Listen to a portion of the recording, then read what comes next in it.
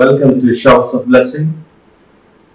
దేవుని కృపలో భద్రపరచబడి నూతన దినములో ప్రవేశించాం. ఈనాటి దేవుని వాగ్దానం. వేటకాని ఉరిలో నుండి ఆయన నిన్ను విడిపించును.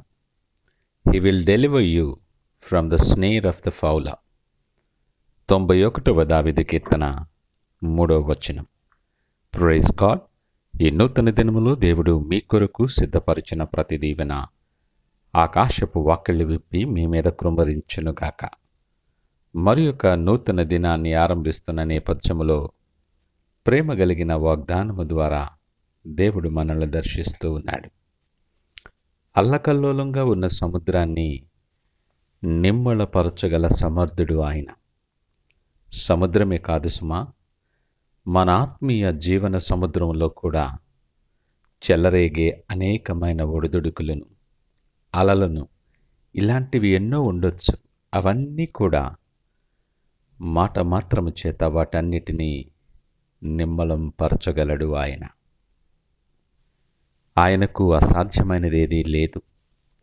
కొన్ని సమయాలలో అంత మంచిగా ఉంది అని మనం విశ్రమిద్దామని అనుకునే నేపథ్యములో ఆ సమయంలోనే మాటు వేసిన వేటగాని వలె అపవాది మన మీద దాడి చేస్తాడు.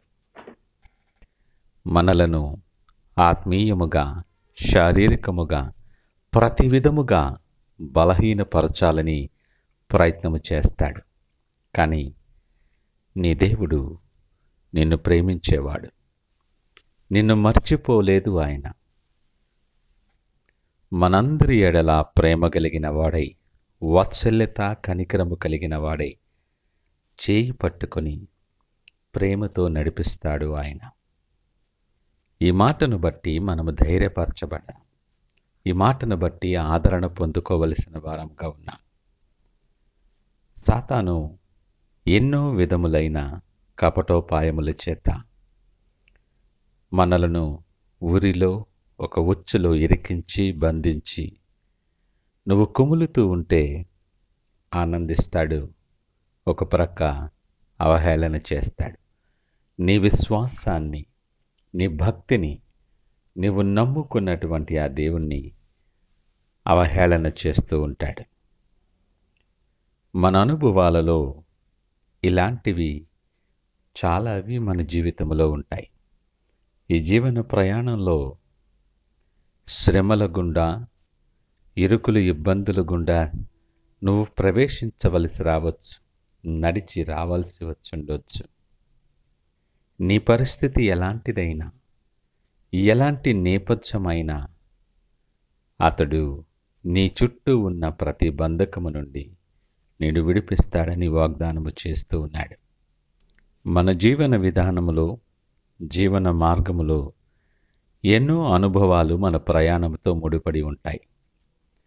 నీ కుటుంబములో, నీ పని స్థలములో, నీ ఆరోగ్యములో, ఇంకా ఇలా ఎన్నెన్నో విషయాలలో సాతాను ఆటంకపరుస్తాడు. ఆటంకపరిచి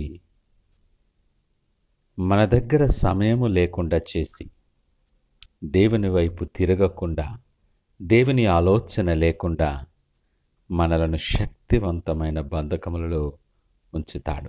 ఆ ప్రకారముగా మనం బంధించబడిన వారముగా ఉంటాం. అయితే దేవుని వాక్యం నీతో సూటిగా మాట్లాడుతుంది. పగలు ఎండ దెబ్బైనను, రాత్రి వెండల దెబ్బైనను తగులకుండా అన్ని విషయాలలో కూడా నీ చుట్టూ కృపా కంచె కావలి ఉంచి నిన్ను నెమ్మది పరుస్తాడు ఆయన. ప్రతి భయాన్ని తీసివేస్తాడు ఆయన. ఈ మాటలు వింటున్న ప్రియ దేవుని జనాంగమా, నువ్వెవరివైనా, నీ నేపథ్యమైనా ఏదైనా, నువ్వే పరిస్థితుల్లో ఉన్నా కూడా, ఈ మాటలు వింటున్న ప్రియ దేవుని జనాంగమా, నువ్వెవరివైనా, నువ్వే స్థితిలో ఉన్నా, సజీవుడైన మాటలు నువ్వు వింటున్న నేపథ్యంలో ఉన్నావు. ఆయనకు వేరుగా ఉండి మనం ఏమీ చేయలేం. ప్రతి పరిస్థితికి, అన్ని విషయాల్లో మంచి ఆలోచన అనుగ్రహించి మనల్ని సరిచేసేటటువంటి వాడు. నిన్ను విడిపించే దేవుడు నిత్యము నీతోనే ఉన్నాడు. నిన్ను విడువని దేవుడు నీతో ఆయన సన్నిధి ఉంచి ఉన్నాడు. మీరు నా ప్రజలు, నేను మీ దేవుడనై ఉంటానని వాగ్దానము చేసిన దేవుడు. ఈ నూతన దినాన్ని ఆరంభిస్తున్న నేపథ్యంలో ప్రతి బంధకము నుండి, అపాయకరమైనటువంటి ప్రతి విషయము నుండి తప్పించబడి ఆయన సన్నిధిలో సాక్షులుగా అనేక మందికి దీవెనకరముగా నిలిపి ఆశ్చర్యకరమైన రీతిలో నిన్ను ఆశీర్వదిస్తాడు. ఆ గొప్ప ఆశీర్వాదాలు స్వతంత్రించుకునేలాగున ప్రార్థనాపూర్వకముగా దినాన్ని ఆరంభిద్దామా? ప్రార్థించుకుందాం. పరిశుద్ధుడు, ప్రేమ నమ్మకమైన మా యేసయ్యా, స్తోత్రాలు, వందనాలు. మీరెంతైనా నమ్మదగిన వారని మీకు వందనాలు తెలియచేస్తున్నాం. అనేక విషయాలలో నమ్మకత్వముగా ఉండుటలో మేము విఫలమైపోతూ ఉంటాం.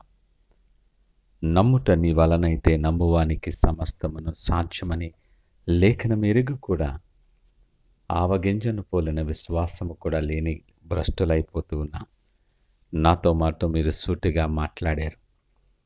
ప్రతి పరిస్థితికి చాలిన దేవుడని, వేటకని ఊరిలో నుండి విడిపించే గొప్ప దేవుడని మీకు వందనాలు తెలియచేస్తూ ఉన్నా.